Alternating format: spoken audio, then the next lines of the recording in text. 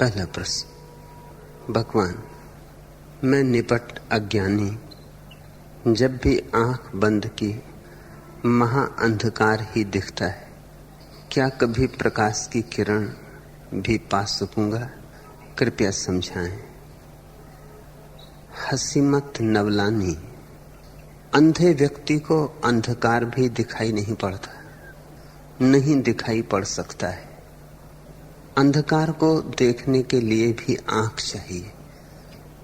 आंख तो चाहिए ही चाहिए, कुछ भी देखना हो, भले वह अंधकार ही क्यों ना हो। साधारणतः लोग सोचते हैं कि अंधा आदमी अंधकार में जीता होगा। उनकी धारणा मूलतः गलत है। अंधे आदमी को अंधकार का क्या पता? अंधकार का तुम्हें पता है क्योंकि तुम्हारे पास आंख है। जब तुम आंख बंद करते हो तो अंधकार दिखाई पड़ता है, लेकिन अंधे को नहीं दिखाई पड़ता।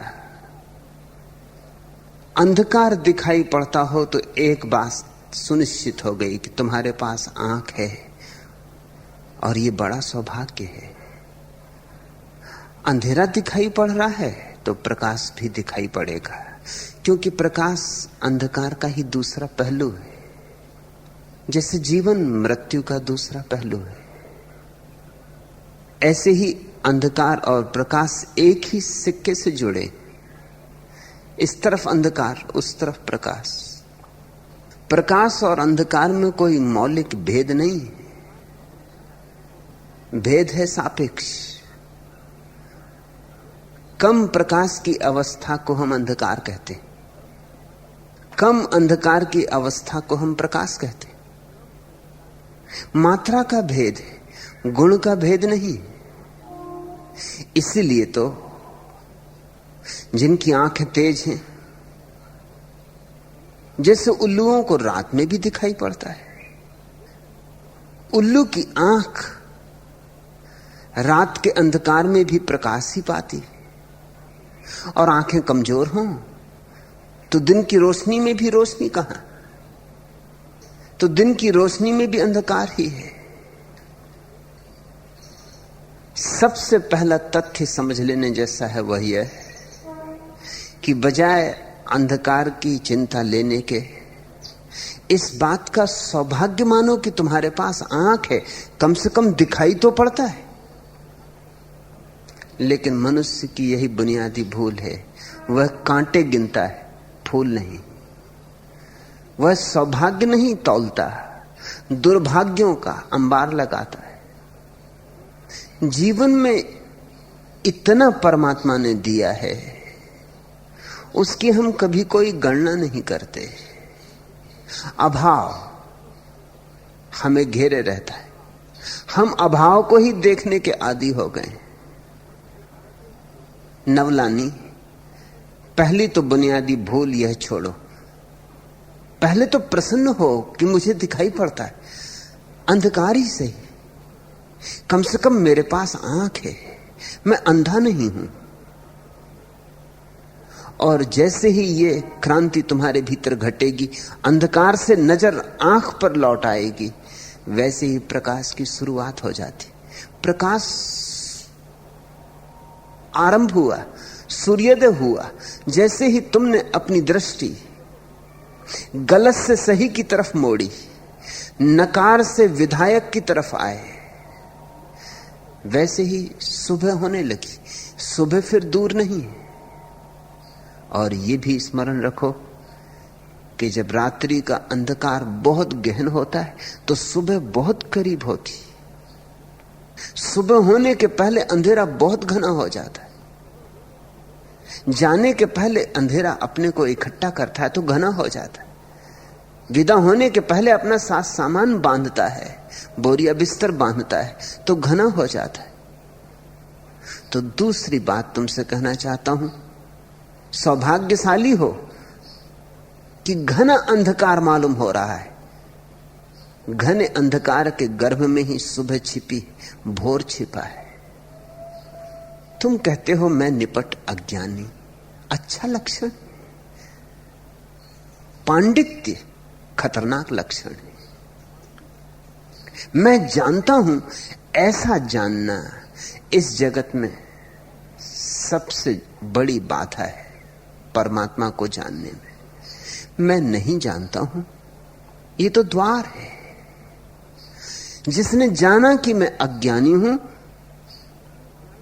उसने ज्ञान की दिशा में पहला और सबसे महत्वपूर्ण कदम उठा लिया। ये एक कदम इतना महत्वपूर्ण है जितनी कि फिर पूरी यात्रा भी महत्वपूर्ण नहीं। इस एक कदम में करीब करीब यात्रा पूरी हो जाती। 2 कदम ही हैं परमात्मा और तुम्हारे बीच। पहला कदम कि मैं अज्ञानी हूं और दूसरा कदम कि मैं हूं ही नहीं। बस ये 2 ही कदम है और मंदिर आ गया। तीसरा तो कोई कदम ही नहीं। फिर दोहरा दूं, पहला कदम कि मैं अज्ञानी हूं। इस बात की स्वीकृति में ही अहंकार के प्राण तो निकलने लगे, क्योंकि अहंकार दावेदार है। अहंकार कहता है मैं और अज्ञानी, होगी सारी दुनिया अज्ञानी, मैं ज्ञानी हूं। मैं और निर्बल, मैं बलवान हूं। मैं ऐसा, मैं वैसा, मैं के आभूषण हम बढ़ाते चले जाते हैं। इतना धन, इतना पद, इतना त्याग, इतना ज्ञान, सब मेरा। जितना तुम मेरे को फैलाते हो उतना ही तुम्हारा मैं सघन हो जाता है, और जितना मैं सघन है उतनी ही परमात्मा से दूरी बढ़ जाती। मैं की सघनता अर्थात परमात्मा से दूरी। मैं पिघलने लगे, मैं गलने लगे, परमात्मा के पास आने लगे। मैं विसर्जित होने लगा और दूरी कम होने लगी। जिस क्षण मैं नहीं बचा उस क्षण परमात्मा ही है और कोई भी नहीं, और दोनों साथ नहीं हो सकते। मैं और परमात्मा दोनों का साथ साथ कोई अस्तित्व संभव नहीं है। जब तक मैं है तब तक तुम लाख दोहराओ राम, कृष्ण, अल्लाह, नहीं कुछ होगा। जब तक तुम हो तब तक राम कि तुम्हारे भीतर आने की कोई संभावना नहीं। तुम मैं से भरे हो, जगह कहां, अवकाश कहां। राम को समाने के लिए आकाश चाहिए, भीतर विराट शून्य चाहिए। तुम्हारे सिंहासन पर तो तुम स्वयं ही विराजमान हो।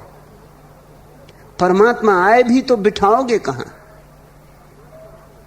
आ भी जाओगे तो पहचानोगे कैसे? द्वार पर खड़ा हो जाएगा परमात्मा तो भी तुम्हारा अहंकार तुम्हें पहचानने न देगा। तुम्हारा अहंकार तो तुम्हें वही दिखलाता है जिससे अहंकार बढ़े। परमात्मा को देखने से तो अहंकार मिट जाएगा, इसलिए परमात्मा को अहंकार देखने ही नहीं देता। अहंकार ने ही तो सारे तर्क खोजे हैं परमात्मा के विरोध में। अहंकार ने ही तो घोषणा की है कि परमात्मा नहीं है। जैसे जैसे आदमी का अहंकार बढ़ा है, और इस सदी में बहुत बढ़ गया है, और बढ़ने के कारण भी हैं। विज्ञान का विकास, नई नई तकनीकों की खोज, आकाश में उड़ना, चांद पर पहुंच जाना, एवरेस्ट की चढ़ाई, और आदमी को लगने लगा मैं सब कुछ कर सकता हूं। किसी प्रार्थना की, किसी पूजा की, किसी अर्चना की मुझे जरूरत नहीं। मेरी बुद्धि, मेरा बुद्धि बल, मेरा विज्ञान, मेरा उद्यम सब हल कर लेगा। जो कल अज्ञात था आज ज्ञात है, जो आज अज्ञात है वो कल ज्ञात हो जाएगा। अहंकार ने इस सदी में खूब फैलाव किया है, खूब विस्तार किया है, और जितना अहंकार बड़ा हुआ उतना ही परमात्मा तिरोहित होता चला गया। फिर हम पूछते हैं परमात्मा कहां है? तुम्हारे कारण परमात्मा दिखाई नहीं पड़ता, और तुम ही पूछते हो कि परमात्मा कहां है। जैसे किसी ने आंख पे पट्टियां बांध रखी हों और पूछता हो कि सूरज कहां है। कान बंद कर रखे हों और पूछता हो कि स्वर संगीत कहां है। हृदय को बिल्कुल मार डाला हो और पूछता हो प्रेम क्या है, प्रार्थना क्या है। सारी संवेदनशीलता जड़ हो गई। अहंकार तुम्हारी छाती पर पत्थर की तरह बैठ गया है। तुम अब अनुभव नहीं करते, केवल सोचते हो। लोग प्रेम के संबंध में भी अब केवल सोचते हैं, विचारते हैं। प्रेम क्या है यह भी एक विषय है, सोचने विचारने का, जीवंत अनुभव नहीं। तो परमात्मा तो बहुत दूर हो गया, बहुत बहुत दूर हो गया, और तुम्हारे कारण तुम जिम्मेवार हो। नवलानी, यह शुभ कि तुम कहते हो मैं निपट अज्ञानी। यह साधक का पहला लक्षण, यह सन्यास की शुरुआत है। उतरने लगे गंगा में।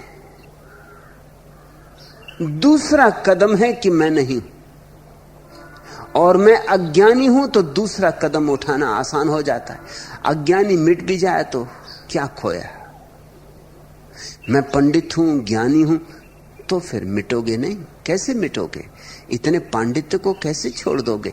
इतनी मुश्किल से अर्जित पांडित्य, वेद, उपनिषद, गीता, कुरान, बाइबल, गुरु ग्रंथ, धम्मपद, इतने श्रम से किए कंठस्थ, सारा जीवन उन पर निछावर किया, आज सब उसको छोड़ कैसे दोगे? और उस सब में ही तो तुम्हारी अकड़ है। लोग तुम्हें नमस्कार करते, लोग तुम्हारा चमत्कार मानते, लोग तुम्हारी बुद्धि की धाक मानते, तुम छोड़ कैसे दोगे? ज्ञानी का दंभ हो तो अहंकार छूट नहीं सकता है। इसलिए मैंने ये तो सुना है कि कभी कभी पापी परमात्मा तक पहुंच गए, लेकिन पंडित कभी पहुंचे ऐसा मैंने नहीं सुना। पंडित नहीं पहुंच सकते, पापी तो झुकने को तैयार होता है। उसका पाप ही उससे कहता है कि किस बल से खड़ा हूं। वो तो घुटनों के बल प्रार्थना करने को तत्पर होता है। उसकी आंखों से आंसू तो झरने को निरंतर तैयार होते। उसकी आंखें तो कभी भी सावन भादों बन सकती। उसका हृदय तो रो ही रहा है। पाप में कोई भी प्रसन्न नहीं होता, स्मरण रखना। बड़े से बड़ा पापी भी प्रसन्न नहीं होता। तुम बड़े से बड़े पापी से भी पापी कहो तो झगड़ने को राजी हो जाता है। वो भी नहीं मानता कि मैं पापी, चोर भी नहीं मानता कि चोर हूं, हत्यारा नहीं मानता कि हत्यारा हूं, बेईमान नहीं मानता कि बेईमान हूं। बेईमान की भी कोशिश यही होती कि सिद्ध करे कि ईमानदार है।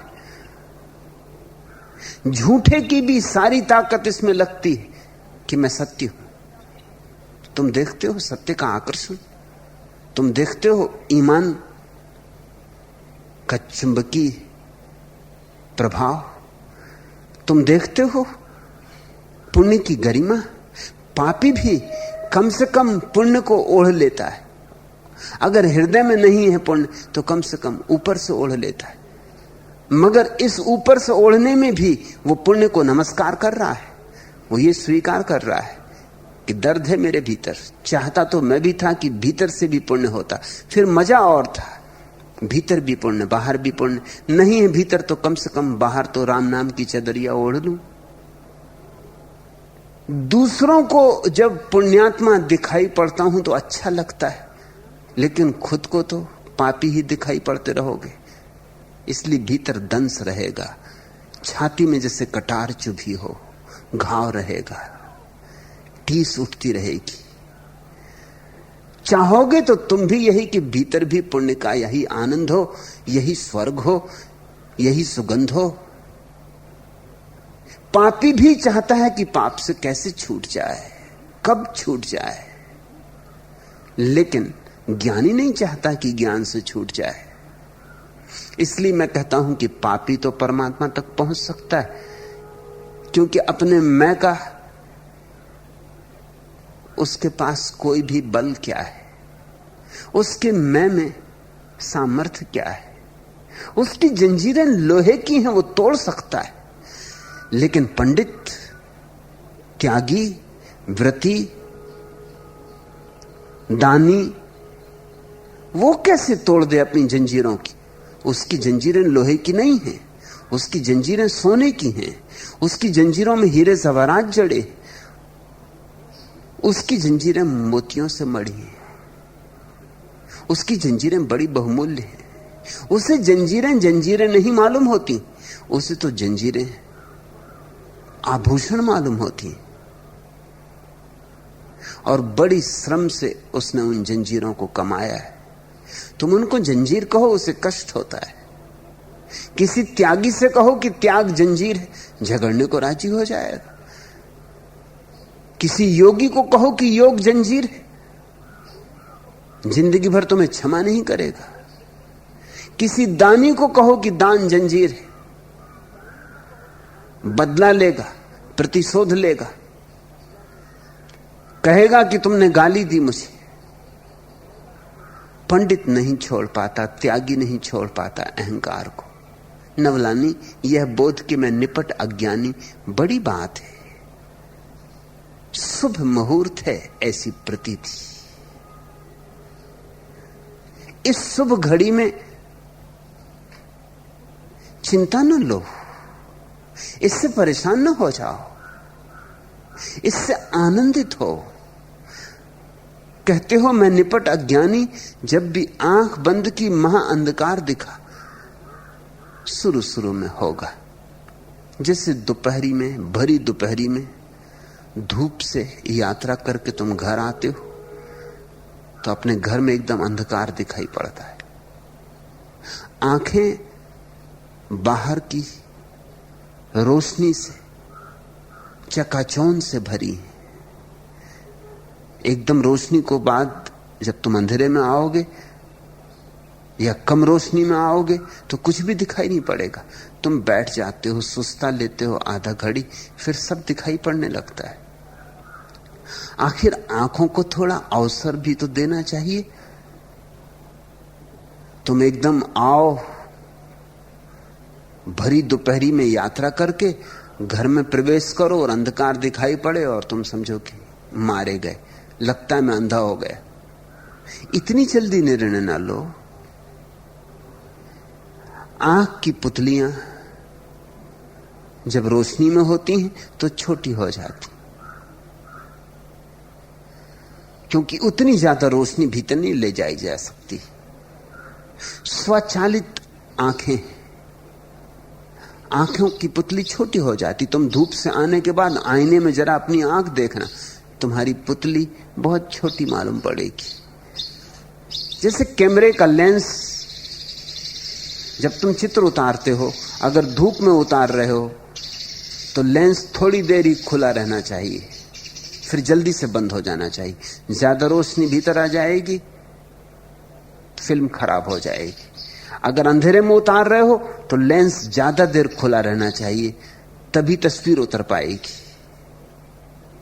आंख धूप में होती है तो आंख का लेंस छोटा हो जाता, उतनी धूप की भीतर ले जाने की कोई जरूरत नहीं।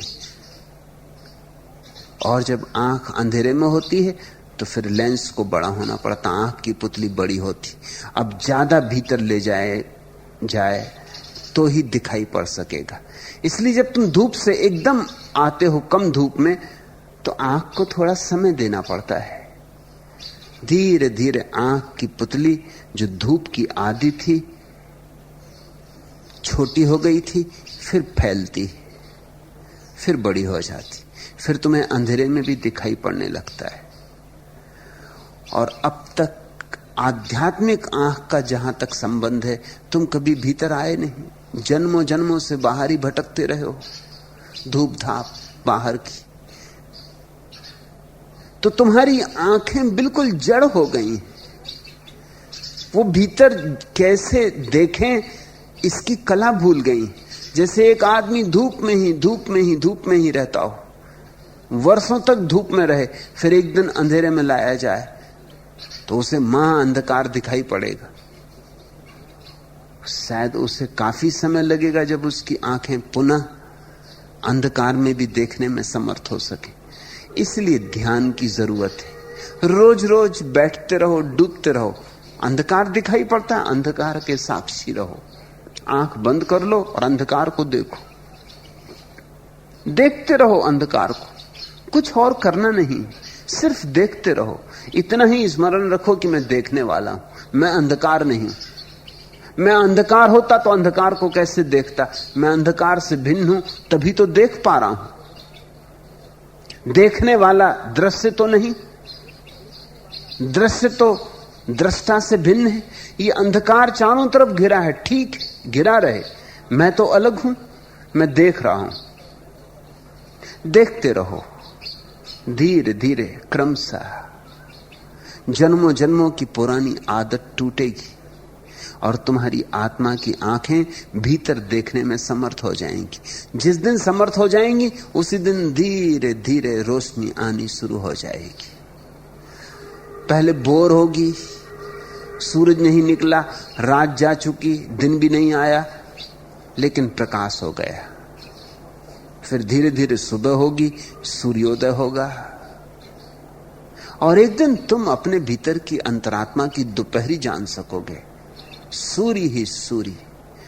कबीर तो कहते हैं कि जैसे हजारों सूर्य एक साथ उग आए। कबीर जैसे दृष्टाओं के वचन तुम पढ़ोगे तो हैरानी होगी। शायद इसीलिए प्रश्न उठा कि मैं कैसा अभागा, मैं कैसा पापी, मैं कैसा अज्ञानी कि मैं तो जब भी भीतर देखता हूं अंधकार दिखता है।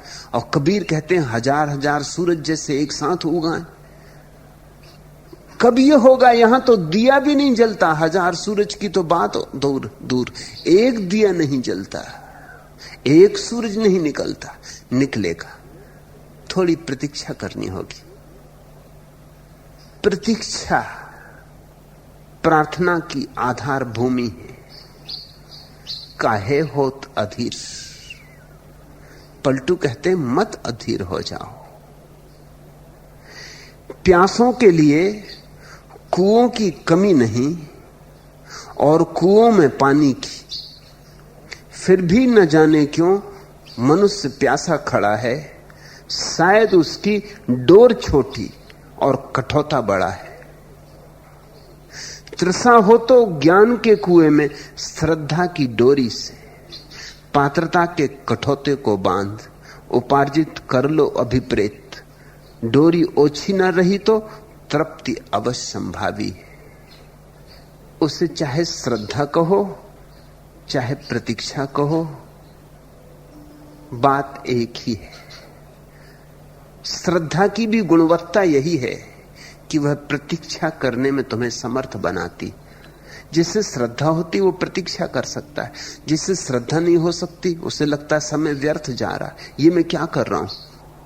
एक दिन बैठता है, क्षण भर आंख बंद करता है, भीतर अंधेरा पाता है, सोचता है इतनी देर में दुकान पर बैठता, बाजार गया होता, कुछ कमाई हो जाती। ये बैठ के मैं क्या कर रहा हूं आंख बंद किए, क्यों समय खराब कर रहा हूं।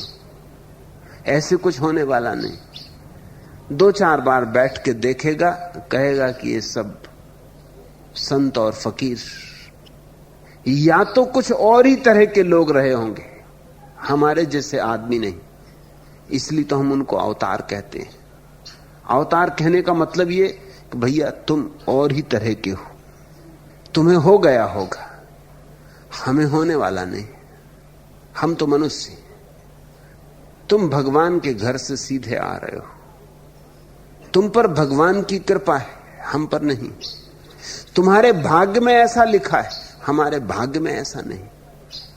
ये तरकीबें हैं हमारी कि तुम तीर्थंकर, कि तुम बुद्ध, कि तुम यह, कि तुम वह, कि तुम पैगंबर, कि तुम परमात्मा के बेटे। हम तो साधारण मनुष्य हैं, यह हमसे होने वाला नहीं। या तो तुम ऐसा कह देते हो, अगर भले आदमी हुए तो इस तरह अपने को समझा लेते हो, अगर इतने भले आदमी न हुए तो कहते हो पागल हैं ये सारे लोग, विक्षिप्त हैं, इनके मस्तिष्क खराब है, ऐसा हो ही नहीं सकता। जो मुझे नहीं होता वो इन्हें कैसे हो सकता है। या तो ये दूसरों को धोखा दे रहे हैं या खुद धोखा खा रहे हैं, मगर दोनों बातें गलत हैं। सच बात यह है कि बुद्ध, महावीर, नानक, कबीर, कृष्ण, क्राइस्ट, मोहम्मद, मूसा तुम्हारे जैसे ही लोग हैं, बिल्कुल तुम्हारे जैसे लोग हैं। उतनी ही तुम्हारी संभावना है जितनी उनकी थी, उतने ही बीज तुम्हारे पास हैं जितने उनके पास थे, उतने ही फूल तुम्हारे भीतर खिल सकते हैं जितने उनके भीतर खिले, उतने ही सूरजों के तुम भी मालिक हो सकते हो जितने सूरजों के वे मालिक हो गए। वह परमात्मा तुम्हारे लिए भी उतना ही उपलब्ध है जितना उन्हें उपलब्ध था, सिर्फ तुम्हारी डोर छोटी पड़ रही है। कुआं भी है, जल भरा भी है, लेकिन तुम्हारी डोर श्रद्धा की प्रतीक्षा की छोटी पड़ रही। तुम प्रतीक्षा नहीं कर पाते। इस सदी के मनुष्य ने कुछ चीजें गंवा दी हैं, उनमें एक प्रतीक्षा भी है। विनम्रता गंवा दी है, कारण मिल गया विज्ञान में। विज्ञान ने आदमी को अहंकार दे दिया कि मैं क्या नहीं कर सकता, सब कर लूंगा, तूफानों को जीत लूंगा, बादलों को जीत लूंगा, मरुस्थलों को बगीचे बनाऊंगा, आकाश में बस्तियां तैराऊंगा, क्या नहीं कर सकता हूं। विज्ञान ने मनुष्य को अहंकार दे दिया, और विज्ञान ने ही मनुष्य के हाथ से प्रतीक्षा भी छीन ली, क्योंकि विज्ञान ने कहा जल्दी करो, जल्दी हो सकता है। जहां तुम 3 दिन में पहुंचते हो वहां हम तुम्हें 3 मिनट में पहुंचा सकते हैं। तो विज्ञान ने एक त्वरा सिखा दी, एक जल्दी सिखा दी। अब हर आदमी भागा जा रहा है। जो ट्रेन से सफर करता है वो हवाई जहाज से सफर कर रहा है, जो बैलगाड़ी से सफर करता है वो ट्रेन से सफर कर रहा है। तेजी है, लेकिन कोई पूछे कि समय बचा के करोगे क्या, तो बड़ी हैरानी होती। ट्रेन से न जाके हवाई जहाज से गए, 3 दिन बच गए, अब क्या करना?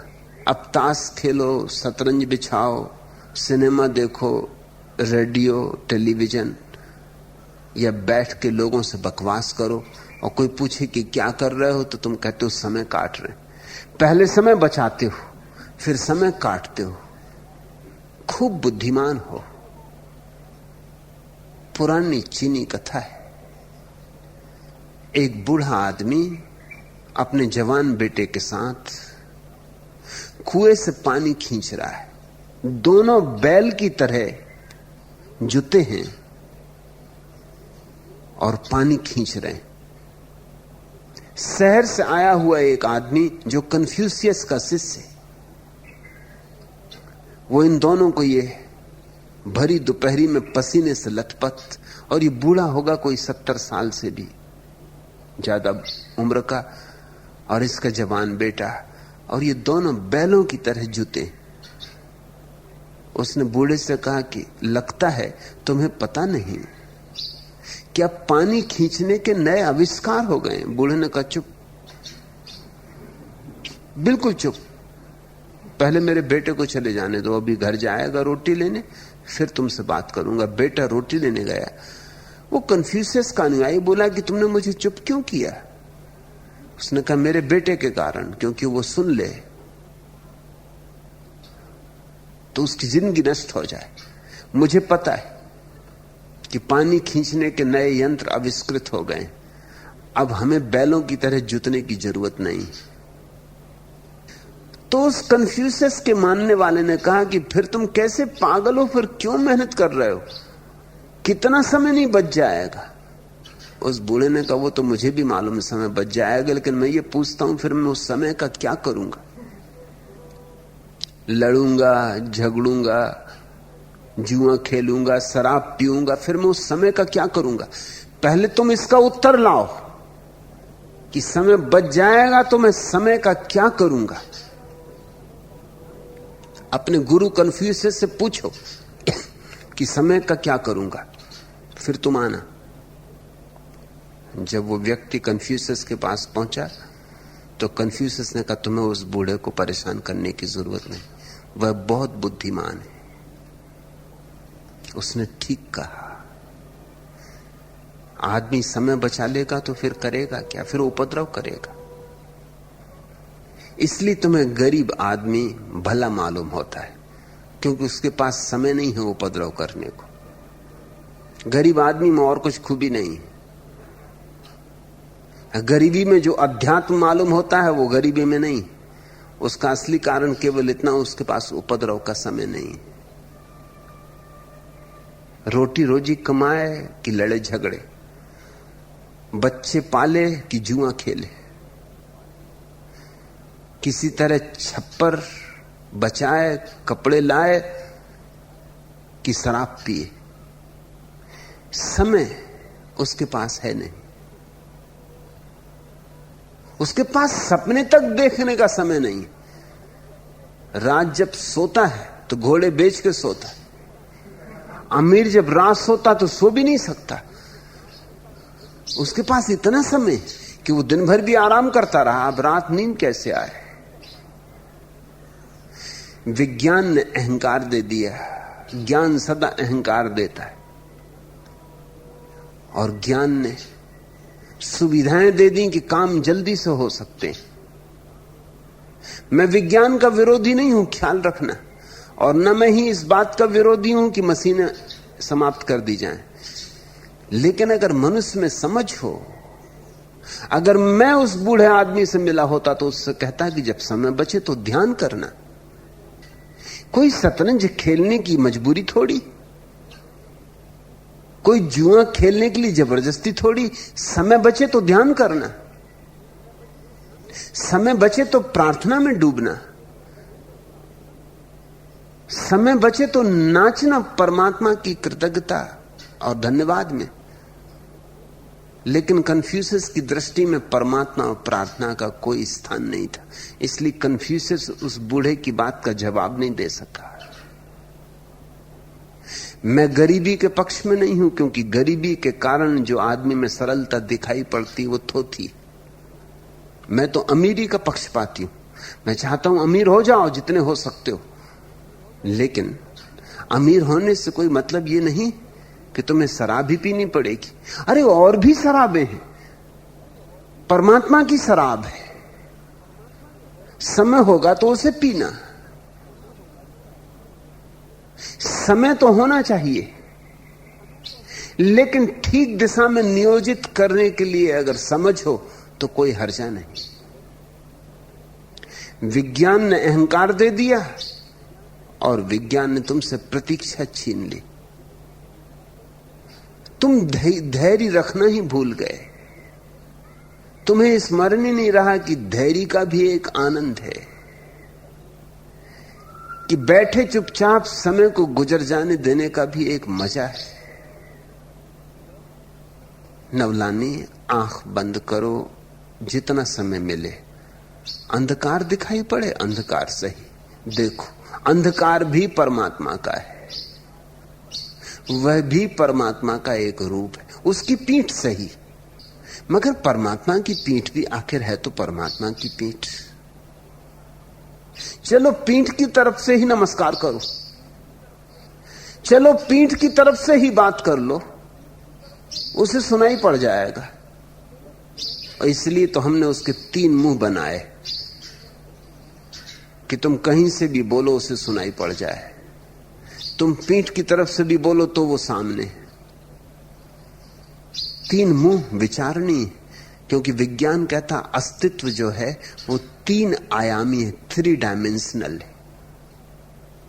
अस्तित्व के 3 आयाम है।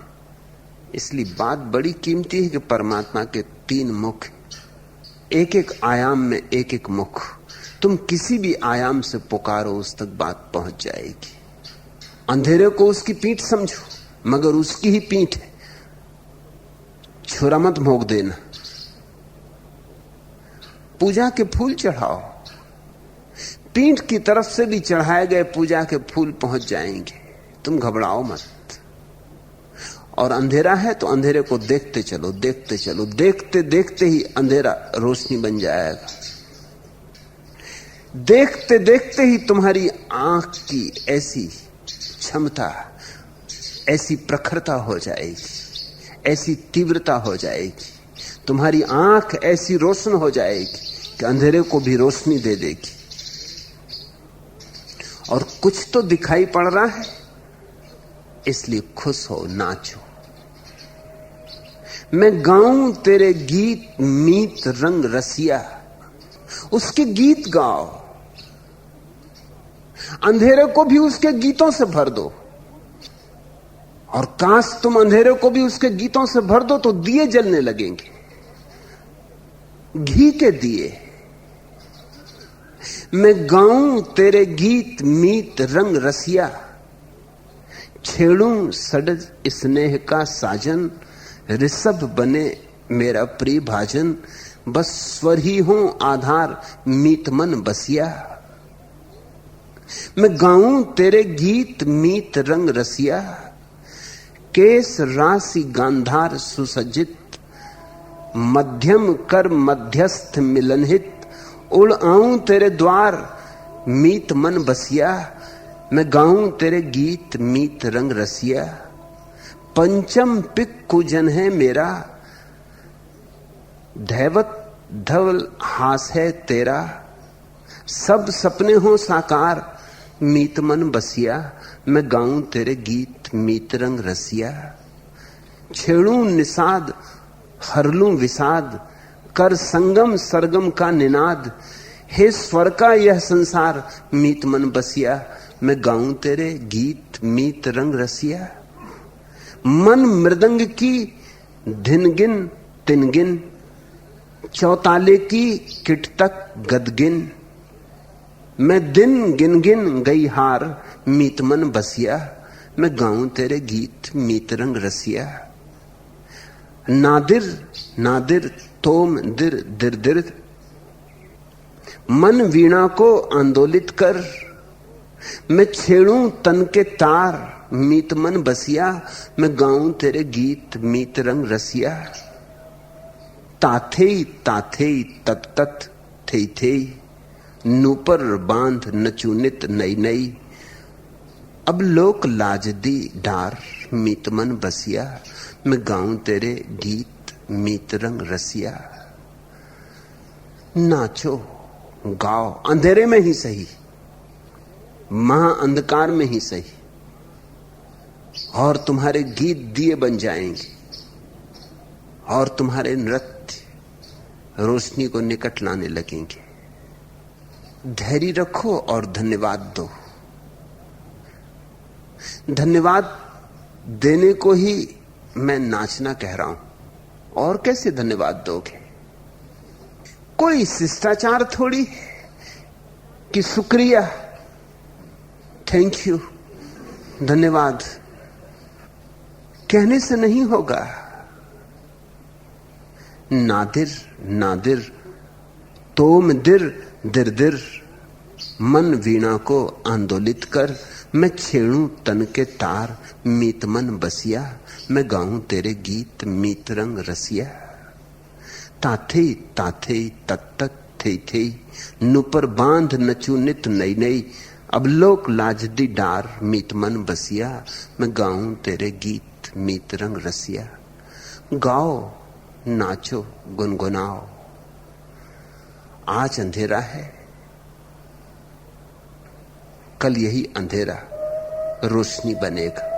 आज रात है, इसी रात से सुबह का जन्म होगा।